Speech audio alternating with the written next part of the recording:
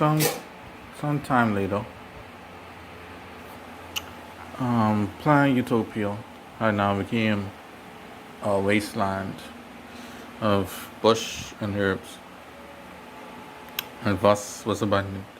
There are many utopians went to the new dimensions where heroes and legends could be found, as Calvin Clincolo was on the march to restore his family's name and to conquer the universe, along with colossal powers, the Scorpion, the Cobras, uh, dimensional hopefuls like Safety Synergen, Aka, Academia Ruler, um, Bora, Bora, and Susan Sosa, um, Book Collagen, uh, uh, Herman Sosa, and Kinko's Coven's cousin Karen Constantine, and the Clifton Army Alliance, and the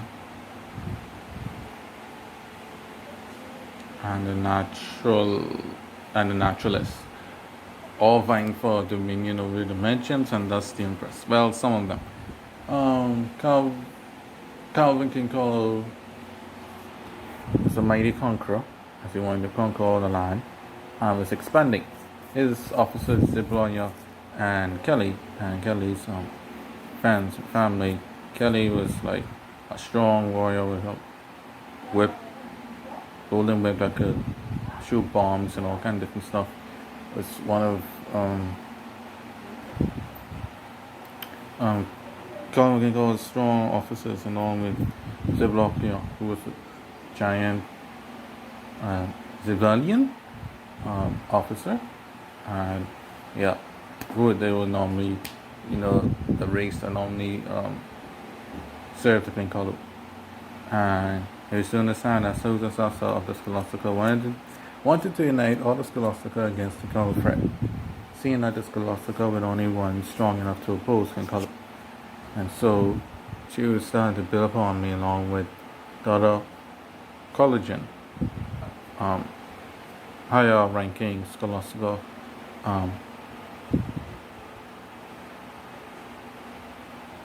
I say Boa collagen or something like that. Yeah, and yeah, they were together, and the Cobra and the Snake were the Sissy, and the Scorpion were the Tia top Scholasticas, and the Siegfried Synergen, O'Hara, and Academia and Bohar's daughter,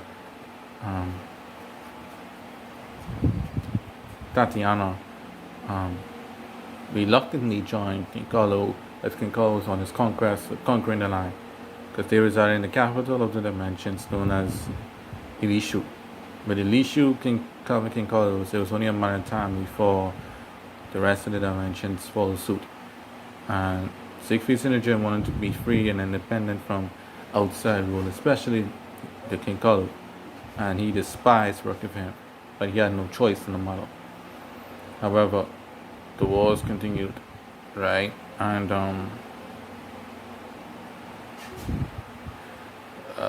the Clifton were based on the other side of the dimensions. They really were neutral, and anyone that came their way, they fought against, but they wasn't really into the war. And as for the two Damians, and Cardian and Kursna, they continued to fight in various places, hunting each other down and all that different stuff in the background.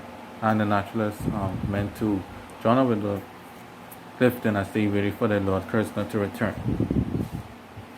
And so Karen Constantine, the cousin of Nicola, had a small band. He did not join his cousin's main forces because he wanted to remain outside in case to be more free to spy on the enemies to see what they're up to. Susan Sasa and the collagen face off against Calvin Kinkolo and his forces and a strong army. But Dell, one of the strong Technorans, one of the strongest men alive during that time, and office and his strong warrior officer Zhu and various other officers and commanders. Susan Sasa, using those strategies, tricked the Kinkolo and lured them out into the flood area, plus flooding the area and forced Kinkolo to retreat. This was Calvin Kinkolo's first ever major defeat during this whole entire war. Susan Sasa and now became a minor leader to a great general, and now was poised, the retreating Kinkolo, to lead a campaign of all the different powers to destroy Calvin Kinkolo for good.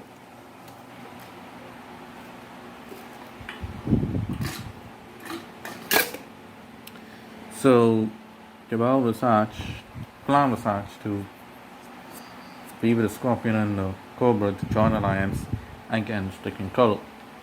Attack simultaneously to different areas surrounding Ilishu before it was surrounded.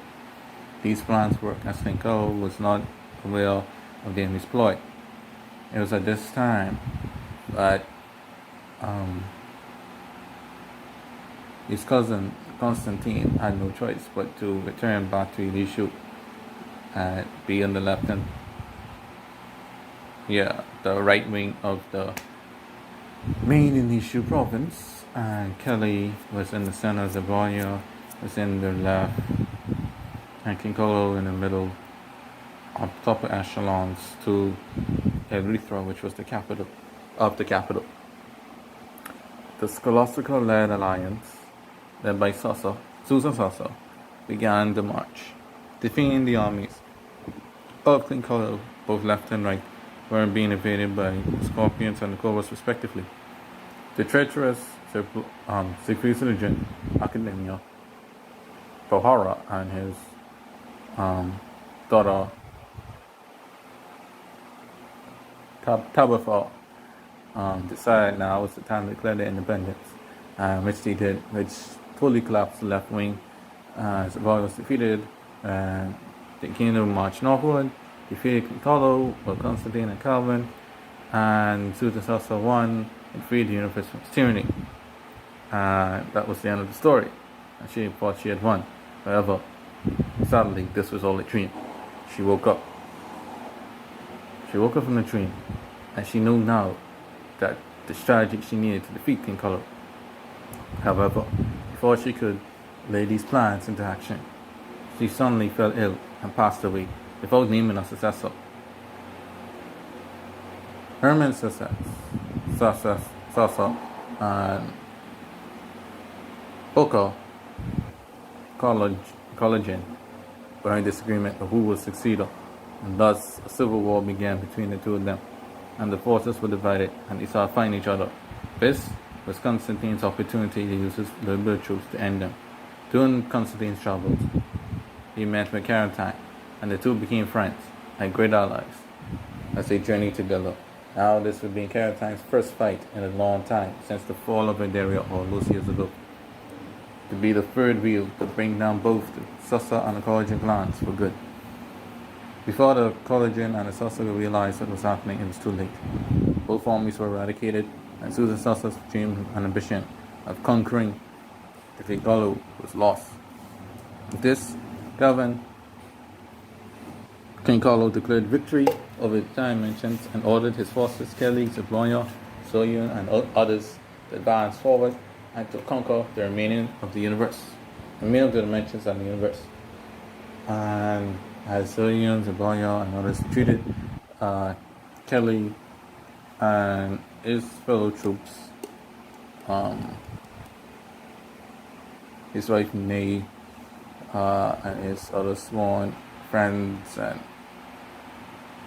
family were personal bodyguards of Ilishu, as Kinkolo resided in a small manor within the left-hand side of Ilishu, undermanned, dangerously undermanned, as there were no enemies left. However, they did not suspect Siegfried Sinigent's sudden betrayal and his collaboration with the Cobra and the Scorpion, as he promised the Cobras and the Scorpion all the land that they could ever want. As Siegfried's Injun just wanted freedom and a large portion of the dimensions to retire on. The betrayal had begun. Kelly had to use his might and his will to protect his lord from these growing invaders as they set flame to the issue, and the fires were spreading quickly. They and the others had to work hard to divert the fire to a safe distance away from their lord, at the same time fight off the cobras and scorpion who had appeared and were bloodthirsty. They had to hold out until reinforcements could arrive. And Siegfried Synergen, with his Nipkopo weapon, had made it to Calvin Kinkolo and declared himself free from Kinkolo rule. Kinkolo was impressed by Siegfried Synergen and his patience and his daring move to slay him. Calvin Kinkolo said, as Kelly arrived, if anyone was to cut him down before his time, you wanted it to be between Siegfried and Kelly. Kelly was like, my lord, what are you seeing? And as if Kinkolo could have seen through the future, he looked at Kelly and said, between you and Siegfried, Kelly, only you could cut me down. As he could have sworn that Kelly might turn his blade against him. So the two of them, Siegfried and Kelly, fought for dominion and control, and for the very future of the universe and the dimensions. In the end, Kelly using his whip to take away the weapon of Siegfried's engine, and then bomb Siegfried to oblivion.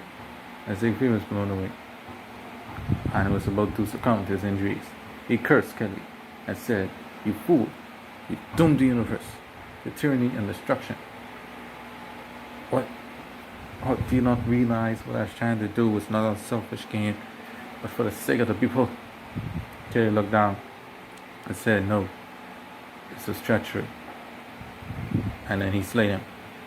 But as he walked towards back to his lord to report that Siegfried was dead, he started to think in his mind, was he really doing the right thing?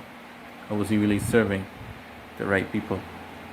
Anyway, as for the Cobra and the Scorpion, after seeing Siegfried and his forces dead, they ran away. And Niccolo given order that all those who had joined Siegfried were sentenced to die. So Zulian and Zuboya and their forces, and Constantine, who had returned from destroying the Sasa army, advanced and cut down the remaining forces. Glencolo decided to leave the dimensions for a time as the issue was being repaired from the flames, and returned back to his home planet in his castle. There, him and Zabloya resided, and Kelly was sitting on the outskirts of the castle with all his forces. As Neo and the others waited for Kelly to make a move, decide what course of action would they take, servitude or independence. Kelly had no choice. He saw the cruelty of Giancarlo first time, as they showed no mercy to the soldiers, the leaders, even the women and children of the various countries that his enemies came from. Without mercy, they were killed. This was not right. This was not justice. This was not the land of peace and the glorious new age that he foresaw. So he decided to take up his mantle, ride his horse, get his weapon ready, and invade the castle of his lord. The invasion of the Niccolo castle was on, as Leo and the others prepared to lay siege. Savoya had arrived to be at his lord's side, stunned by Kelly's betrayal at such a late juncture, and so close to Niccolo's overwhelming might and victory. Savoya led the defense, but his defenses were no match for Kelly's might. In the end, Kelly had broken through, knocked out Savoya, and faced his lord one-on-one. Niccolo got out his sword and prepared to fight Kelly, and remind Kelly of what he said way back then, and betrayal at the issue, that you, Kelly, were only worthy, was the only one worthy to take my life. Now you've come for my head. I indeed am honored. Kelly looked down at the ground, and then looked back at his lord, confused at this point, whether he should slay his lord or let him live. Then Niccolo reminded him and said, there's no turning back for you now. You have to do what you came here to do. or surrender your life to me. In the end, the two fought. Kelly overthrew his master, was about to lay the finishing blow, until he had a son change her heart. He vowed, he asked his Lord to stop killing innocent people and only kill his enemies directly.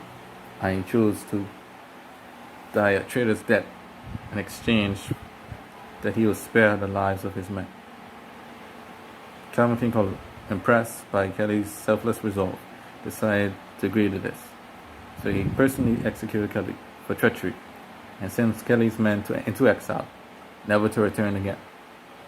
With this, the wars were over, and the only independent power left in all dimensions was the Clifton, the most neutral power who survived the entire time, as they waited for the Lord Curzon to return, finding evil. During the center of the dimensions, the two Damians fought for dominion, and Curzon fought Cardine. As Cardine, an evil and dark demon, finally defeated, one true Damian arrived, Light Damian, and with that, the war was over. As Curzon and Light Damian appeared back to the far eastern side of the dimension, the two of them were briefed on the situation, and Damian with his might decided now was the time to defeat the Lords of Chaos, defeat the King Culloh, and greatness and rage, but peace and prosperity for all. Curzon had realized that his longtime friend and partner, who was so vital in strong perfection, Carantine, had joined the King Culloh. I was stunned by this action. However, he was his own man, to choose his own destiny. And now, the once independent and neutral Clifton were now going to be dragged into war. With Damian on their side, they fought, however, the greatest and strongest elder. Certainly, victory could be theirs, despite the overwhelming numbers. King Culloh had suffered much losses. They did not Siegfried anymore, nor Kelly, and Kelly's army was put into exile.